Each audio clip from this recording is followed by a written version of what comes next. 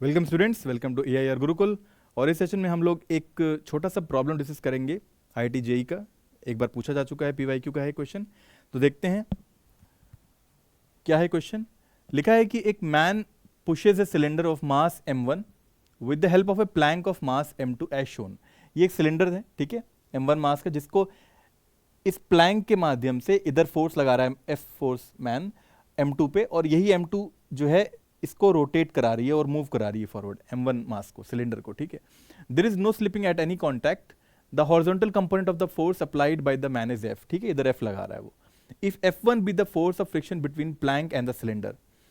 तो अब देखो क्या है कि यहां पर हमने सिलेंडर बना दिया और इस पॉइंट पे यही जो है ना प्लैंक मूव करा पा रहा है, इसको रोल करा पा रहा है, यानी कि जो फ्रिक्शन लग रहा होगा वही रिस्पॉन्सिबल होगा। और ये जो फ्रिक्शन लग रहा है प्लैंक और सिलेंडर के बीच में, वो कितना है? F1 है। F1 with the friction between plank and cylinder. तो ये F1 ही है जो कि इस सिलेंडर को फॉरवर्ड मूव करा रहा है इस पॉइंट ऑफ कॉन्टैक्ट पे, ठीक है। और ये m1 मास का सिलेंडर है हमारा, ठीक है। And F2 B the force of friction between the cylinder and the surface. Cylinder और इस सरफेस के बीच में जो फोर्स ऑफ फ्रिक्शन है वो F2 है। तो F2 कहां लगेगा? देखो, क्योंकि ये ऐसे रोल करना शुरू किया, रोटेट करना शुरू किया, तो इसकी टेंडेंसी इधर की ओर होगी मूव करने की, तो फ्रिक्शन लगेगा फॉरवर्ड डायरेक्शन में, F2 ऐसे लगेगा। तो F2 इस पॉइंट ऑफ कॉन्टैक्ट पे लग रहा है आगे की ओर, ठीक है। ये हो गया F1, ये हो गया F2। और इसके वजह से जो इसमें एक्सेलरेशन डेवलप हुई, मान लो वो A1 हुई इसके सेंटर ऑफ मास में, सिलेंडर के। अब एक बार हम लोग FBD देख लेते हैं प्लैंक का भी। प्लैंक में तो यहाँ F फोर्स लगा ही रहा था मैन, और इसका मास m2 था, ठीक है, प्लैंक का। अब क्योंकि फ्रिक्शन फोर्स F1 इधर लगा है इस पे, तो यही फ्रिक्शन फोर्स अपोजिट डायरेक्शन लगेगा ना इस पे, ऐसे। और इसका एक्सेलरेशन जो डेवलप हुआ, लेट्स सपोज वो A2 है। तो इक्वेशंस हम लोग कैसे लिख सकते हैं? अगर प्लैंक की इक्वेशन लिखें तो इसका एक्सेलरेशन m2 का A2 है, तो m2 A2 will be equal to what? F minus F1, ठीक है। वैसे यहां पर अगर इक्वेशन लिखने जाएं, ट्रांसलेशन वाला ही सिर्फ, तो again m1 A1 will be equal to, इन दोनों फोर्सेस के कारण जो कि एक ही डायरेक्शन में है, तो F1 प्लस F2 हो जाएगा। ऐसा लिख सकते हैं, ठीक है। अच्छा, पूछा क्या क्या गया हुआ है? Acceleration of the centre of plank and centre of mass of cylinder, इन दोनों का एक्सेलरेशन A1 A2 दोनों निकालने हैं हमें, ठीक है। उसके बाद magnitudes of direction of frictional forces eight contact point, दोनों फ्रिक्शनल फोर्सेस भी निकालने हैं, F1 F2 भी, ठीक है। तो ऐसे ही आएगा, इक्वेशन बनानी पड़ेंगी हमें। m2 A2 is equal to F minus F1 हो गया, m1 A1 is equal to F1 plus F2 हो गया, ठीक है। अब एक चीज और नोटिस करो कि कह रहा है कि ये पॉइंट ऑफ कॉन्टैक्ट या कोई भी पॉइंट ऑफ कॉन्टैक्ट में स्लिपिंग नहीं हो रही है। There is no slipping at any contact. तो अगर यहां पर स्लिपिंग नहीं हो रही है, तो एक चीज नोटिस करो कि यहां पर इसमें रोटेशन स्टार्ट हो रखा है। तो ये अगर ये अल्फा से रोटेट करना स्टार्ट किया एंगुलर एक्सेलरेशन से, तो इस पॉइंट में एक अल्फा आर इधर होगा ना, बिकॉज क्लॉकवाइज अगर रोटेट कर रहा है, तो एक अल्फा आर टेंजेंशियल एक्सेलरेशन भी होगा इसमें। और A1 अगर सेंटर मास का है, तो A1 भी यहां पे होगा एक एक्सेलरेशन। तो ये पॉइंट ऑफ कॉन्टैक्ट जो है, देखो यही पॉइंट ऑफ कॉन्टैक्ट यहां भी है। तो A1 प्लस अल्फा आर दोनों एडअप हो जाएंगे यहां पर इस पॉइंट ऑफ कॉन्टैक्ट की एक्सेलरेशन, और वही मिलके A2 बनाएंगे। तो A2 will be what? A1 plus alpha r, right. R क्या है इसमें? रेडियस है इसका, सिलेंडर का, ठीक है। तो इसका ख्याल रखना है इस इक्वेशन का सॉल्व करने से पहले। उसके अलावा अब एक चीज और होगी यहां पर कि जो F1 है वो इस एक्सिस के बाद टॉर्क प्रोड्यूस करेगा, ठीक है। F1R कैसा? क्लॉकवाइज। और F2 भी एक टॉर्क प्रोड्यूस करेगा एंटी क्लॉकवाइज। तो नेट टॉर्क होगा F1R minus F2R clockwise direction में। हम मान के चल रहे हैं कि ये वाला क्लॉकवाइज ज्यादा है, तो F1R minus F2R net torque हो गया, and that should be equal to I alpha, ठीक है। इसी से अल्फा डेवलप हो रहा है, जो अल्फा हम यहां दिखा रहे हैं, ठीक है। तो अब एक चीज नोटिस करो कि I किस सिलेंडर का है ना, तो सिलेंडर का I होता है mr²/2 होता है। तो इसको नेक्स्ट पेज पे सॉल्व करते हैं। F1R minus F2R is equal to mr²/2। By the way cylinder का मास कितना? m1 है ना, तो यहाँ m रखना पड़ेगा, m1r²/2 अल्फा, ठीक है, बिकॉज सिलेंडर में ही टॉर्क लग रहा है। तो अगर F1 माइनस F2 रखें, R कॉमन ले लें, तो m1r²/2 अल्फा ऐसा लिख सकते हैं, R से R कैंसिल हो गया, ठीक है। तो F1 minus F2 is equal to m1r alpha. हमारा ये जो एक इक्वेशन और आ गई, ठीक है। अब एक चीज और नोटिस करो कि हमने लिखा हुआ है A2 is equal to A1 plus r alpha, इसका यूज करेंगे लेकिन एक इक्वेशन तो यहाँ से आई थी, एक इक्वेशन यहाँ से आई थी, और थर्ड इक्वेशन जो आ चुकी है वो यहाँ से आ गई F1 और F2 के टर्म्स में। और F1 F2 के टर्म्स में एक और इक्वेशन यहाँ से आ रखी है, इसको भी जरा यूज़ करते हैं। F1 plus F2 is equal to कितना है, ये M1 A1 है, M1 है A1 है, ठीक है। और एक इक्वेशन हमारी यहाँ आ रखी है कि A2 जो है ना, प्लैंक का जो एक्सेलरेशन है वो A1 प्लस अल्फा आर है। तो यहाँ अगर रख दें हम लोग A2 के जगह पे A1 plus alpha r F minus F1, ठीक है, ओके। अब एक चीज़ और नोटिस करो कि जो A1 है वो तो हम चलो निकाल लेंगे F1 plus F2 by M1 करके, ठीक है, और A2 जो आया है वो A1 प्लस अल्फा आर आया है। तो A1 क्या होगा बेसिकली, ये जो A1 एक्सेलरेशन डेवलप हुई है वो इन दोनों फोर्सेस के कारण हुई है, ठीक है, F1 प्लस F2 के कारण, ठीक है। और यहां पर F1 r minus F2 r से I अल्फा डेवलप हुआ था। तो इसको जरा हम लोग सॉल्व करते हैं,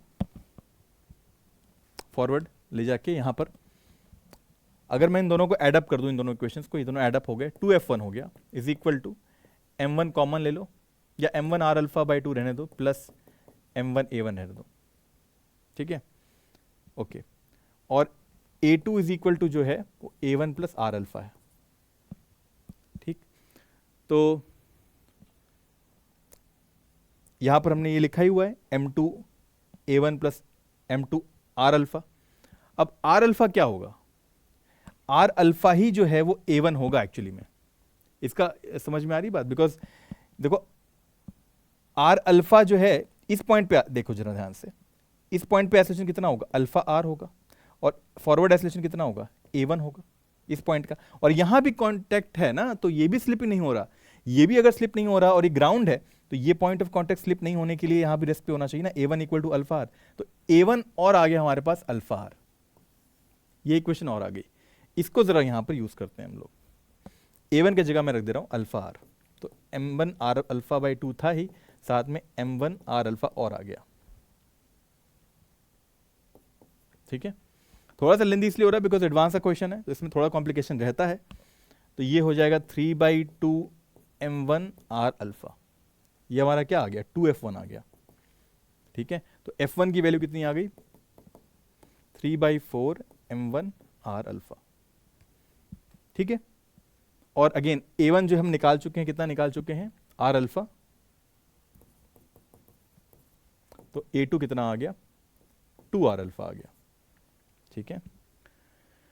तो ये अभी जो आया है हमारा आंसर वो अल्फा के टर्म्स में आया है, हमें अल्फा में नहीं चाहिए आंसर, लेकिन देखेंगे फिलहाल, अभी इतना छोड़ देते हैं, ठीक है। और एक्सेलरेशन पूछा है ना, तो एक्सेलरेशन आर अल्फा आ गया है, 2 आर अल्फा आ गया। अब और क्या क्या इक्वेशन थी हमारे पास, यहां पर देखो A1 आर अल्फा रख दें अगर, तो ये 2 आर अल्फा हो गया ना, is equal to F minus F1, ठीक है। और यहां भी A1 की जगह रख दो आर अल्फा, ये हो गया F1 plus F2। Bye the way F2 भी निकाला जा सकता है अब in terms of r alpha, because यहां से हम निकाल सकते हैं। तो मैं इसको सॉल्व कर रहा हूं, देखो F2 will be equal to, because F1 plus F2 जो है किसके बराबर है, M1 आर अल्फा के बराबर है। और F1 आ चुका है इतना, तो F2 कितना आ जाएगा, M1 r alpha minus 3/4 M1 r alpha. M1 r alpha common ले लो, 1 माइनस 3/4 1/4 हो गया, ठीक है। तो F2 भी आ गया, F1 भी आ गया इस टर्म्स में, ठीक है। एक इक्वेशन और मिस हो रही है, ये वाली इक्वेशन, ठीक है। इसको यूज करना हम लोग अभी नहीं किए हैं। तो यहां देखो क्या आ रहा है कि M2 2 r alpha is equal to F minus F1, यही इक्वेशन है। M2 2 r alpha is equal to F minus F1, ठीक है। F1 की वैल्यू हम क्या रख दें, 3/4 ये रख देते हैं अगर, ठीक है। तो M2, ये 2 यहाँ आ जाए, 2M2 r alpha is equal to F minus 3/4 M1 r alpha, ठीक है। तो यहाँ पर आ जाएगा, लेकिन एडिशन डायरेक्टली नहीं होगा, एडिशन डायरेक्टली नहीं होगा। तो अल्फा आर कॉमन ले लेता हूँ, यहाँ आ जाएगा 2M2 plus 3/4 M1 is equal to F आ गया, ठीक है। अब अल्फा आर किसके बराबर है, A1 के बराबर है, ठीक है। तो यहां अल्फा आर की जगह A1 रख दें अगर, ठीक है, इसके लिए और स्पेस चाहिए, एक पेज और लेना पड़ेगा।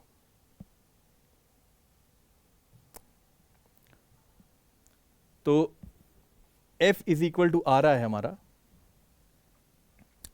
अल्फा आर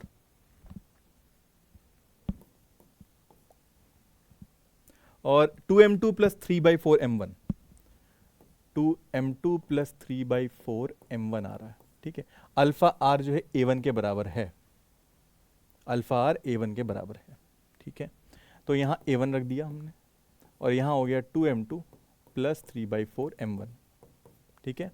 ये F हो गया, ये A1 रह गया और यहाँ अगर एलसीएम लें तो हो जाएगा 8m2 प्लस 3m1 अपॉन में 4। तो जो A1 आ रहा है वो F के टर्म्स में आ रहा है, बिकॉज F गिवन है, फोर्स जो मैन लगा रहा था प्लैंक पे वो गिवन था F, तो उस टर्म्स में आंसर लिख सकते हैं हम लोग। तो A1 आ गया 4F अपॉन में 8m2 प्लस 3m1। ये हमारा एक्सेलरेशन आ गया किसका, A1 जो हमने माना था सिलेंडर का, सिलेंडर का एक्सेलरेशन आ गया A1, ठीक है। अब वैसे ही A2 निकाल लेते हैं। A2 के लिए भी इक्वेशन है हमारे पास, A2 के लिए इक्वेशन ये है 2r अल्फा, यानी कि 2 टाइम्स A1 है, और 2 टाइम्स A1 का मतलब क्या हो गया, A1 इतना है ना, तो 8f अपॉन हो जाएगा, सॉरी 8f अपॉन में 8m2 प्लस 3m1, सॉरी 2 तो मल्टीप्लाई कर ही दिया हमने, ठीक है। तो जो A2 आ रहा है वो ट्वाइस ऑफ A1 आ रहा है, A1 जो था वो 4f था, तो A2 जो आ गया 8f अपॉन 8m2 अब प्लस 3m1 आ गया। A2 और A1 दोनों आ गए। A2 किसका है, प्लैंक का है, प्लैंक का एक्सेलरेशन है, तो acceleration of centre of plank and centre of mass cylinder दोनों आ गए।